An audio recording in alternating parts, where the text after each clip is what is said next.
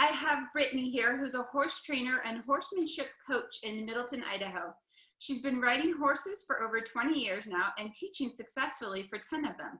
They've just moved to Middleton less than 2 years ago. Hi, Brittany. How are you? I'm good. How are you, Katie? I'm doing good. I wish it was sunny outside, but... Me too. Huh. So what led you into the business of doing horses? Well, to begin with, I was like always that little girl that just loved horses. Like from the time I can remember, horses were my, like, oh, look, there's a horse. Look, there's a horse, you know, like in the car when you're driving. So, I didn't start riding until I was 10. And then my passion for teaching just came because I saw so many holes where people, they get horses, but they don't really know what they're doing. And then they get hurt or they get discouraged and they get out of horses. And so that was where turning it into a business then became teaching and filling in and walking alongside people who are just starting out. Yeah, they are a huge responsibility. I was that 8-year-old girl who was like, I want a horse, I want a horse. And then my dad bought me a horse, and that was, and then expected me as an 8-year-old girl to be responsible for everything entailed with the horse. And that didn't happen. Right. So yeah. I hear that story a lot, unfortunately. Yeah. So I never went back to them. I mean, I love them. I would love to ride them, but no, I don't want to take care of it. That's a lot of work. It is. So what are your unique skills that have made you successful within the training the horses and teaching lessons? And so I believe that my specific unique skill is just that I'm a good communicator. And it's not that I have a lot of new ideas about training, but I have a certain ability to be able to flesh out a concept and to make it more practical for people when they're learning.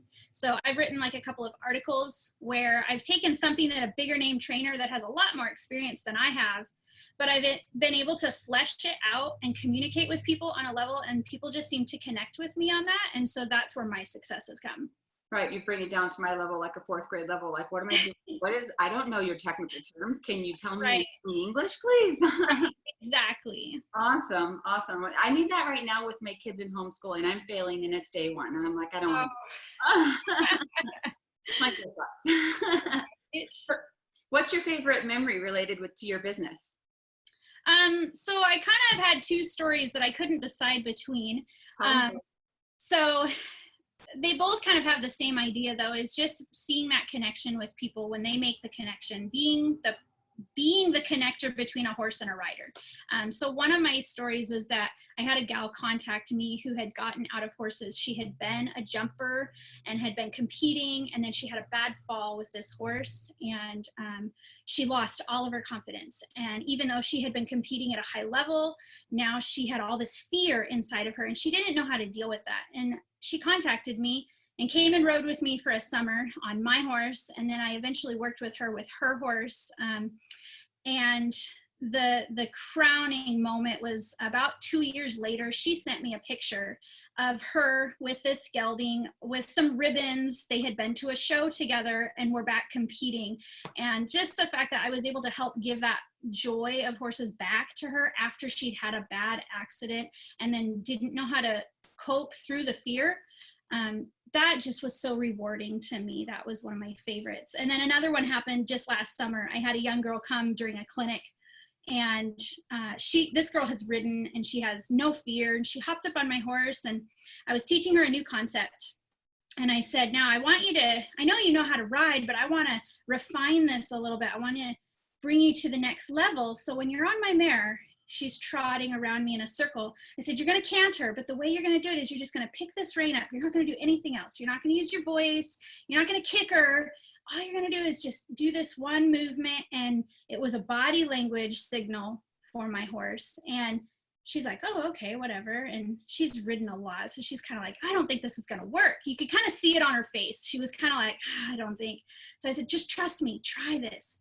And so she did. And my mare picked up the canter right away. And the girl, as she's cantering around me, she just goes like drop jaw on the horse. Like seeing her experience that feeling of connection was just, oh, that's what fuels me. I just love that. That's awesome. I just couldn't believe that was going to happen, and it did. I can Yeah. relate a lot to the first one personally because I've had an injury, and even now I'm still in my head, like every little twinge I feel, I'm like, oh no, it's going to happen again. I can't, and so it's hard to get out of your head. Like I'm still working on it a year and a half later. It's a tough thing. It is super tough. So what's a common myth in your industry, and can you debunk it for us? Yeah, that'd be great. I actually thought about your question a little bit ahead of time. So one of the common myths that I find is that magazines for horse equipment, this one happens to be, doesn't matter who it is, but magazines that have horse equipment in them will use correct terminology. This is a myth. I see a ton of poor terminology used in these magazines to advertise equipment for horsemen, but the manufacturers are not horse people, and they don't have good editors that actually know the correct terminology to edit their magazines when they put this stuff out. And so it's a real bummer because especially for beginners, they start getting all these publications because they've got horses and it doesn't have the correct terms in it because it's not horse people that made it, it's manufacturers that made it. And so that's a real bummer. So these materials that you see, don't always trust them. They do not always have the correct information for you. That is a huge bummer because you feel like you should be able to trust them. It's in a published, magazine, and they should be steering you in the correct way, especially as a beginner, and to find out, oh, that's a bummer. Yeah, it is a real bummer. It's a real problem in my industry because people take that for gold, and then I'm out here trying to say, well, that's not correct. And they want to believe the magazine writers over me. And it's like, I don't really know how to help them kind of break out of that. Like, I'm in the field, they're not. Exactly. Yeah, that's got to be frustrating for you, super frustrating. Yeah. So if you could step into my shoes and ask yourself any question that we didn't cover, what would you ask? Oh my goodness. I don't know. That's the one that bothered me the most. I think I could kind of go cliche and say, what would be your biggest piece of advice to beginners? And my answer to that would be to find a trainer that has experience, not just a friend who's had horses a couple years more than you, or even a person who's had horses quite a bit longer than you, but they haven't truly studied training. And that's one of the things that I've committed myself to. I still take clinics. I go to trainers that I trust and I learn from them. Just because I've had horses for 20 years, that doesn't actually qualify me for my job. So really, I encourage people to vet who you're taking the advice from. Are they successful with their horses? And are they actively studying and learning to further their career? Yeah, you could totally relate that to a doctor who actually goes out and gets his education from a school versus WebMD. WebMD can tell you some things, but is it accurate? Is it correct? Is it going to be reliable? Right. Yeah, I agree. You need coaching, and I am I love coaching. I go to, gym for coaching. I go to business coaching. So if I want to learn something, I want to find somebody who's actually certified and is coaching themselves along with, not just saying, yeah, I can do that, but what you do. Yeah, for sure. So how can the viewer support you during this time? Because can you do close contact stuff right now? So right now my physical business is completely shut down. So I'm not teaching any lessons physically. I'm not having anyone come and ride, and I'm not taking outside horses in for training. So that has been tough. But I have a Facebook page. I have an Instagram, and I'm just starting out on a YouTube channel. And so what I'm looking for is for people to join me on those venues and to stay tuned to when things can open back up, and just interact on my Facebook. Especially today, I did a live free training on horse color genetics, which was awesome. We talked for 45 minutes about that. And so there's still a lot of free learning that I'm offering out, and I'm open to some Zoom classes as well. And so, yeah, there's definitely ways to stay connected right now. Awesome. So what is your YouTube channel and your Facebook page, and do you have a website? Yeah, so it's all under eicherhorsemanship.com.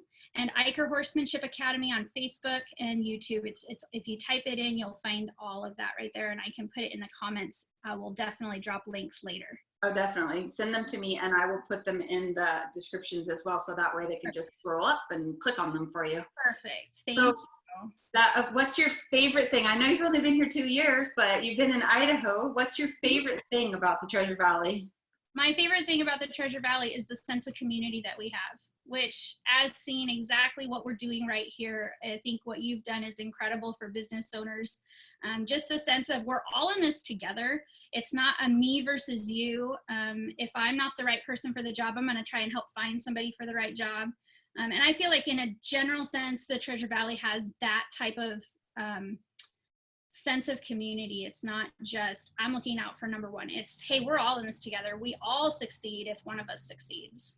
That's exactly why I started this. Like, I want to be able to refer everybody else out. I mean, we might not be the best fit for you, but I might know somebody who does the exact same thing that can be the best fit ever, you know, Right. and I just love meeting everybody. I'm like, oh, I want $1 million to go over here. You know, I want to play with everybody now. Yes. Definitely. So is there anything else that you would like to add for the viewers? I don't think so. I think I'm good. Yeah, thank you so much. I really appreciate this. Yeah, I'm like I said before, I'm having a blast doing it. I love meeting everybody. It's my way of networking. And then hopefully, you know, if somebody comes across my mind and they need somebody to train their horse, I can be like, oh, I know somebody. I'm going to send them over to Brittany because you know, I did an interview and maybe they can go watch your YouTube video first and be like, she'll work for me. Let's do this. You know, that's Right. my goal. So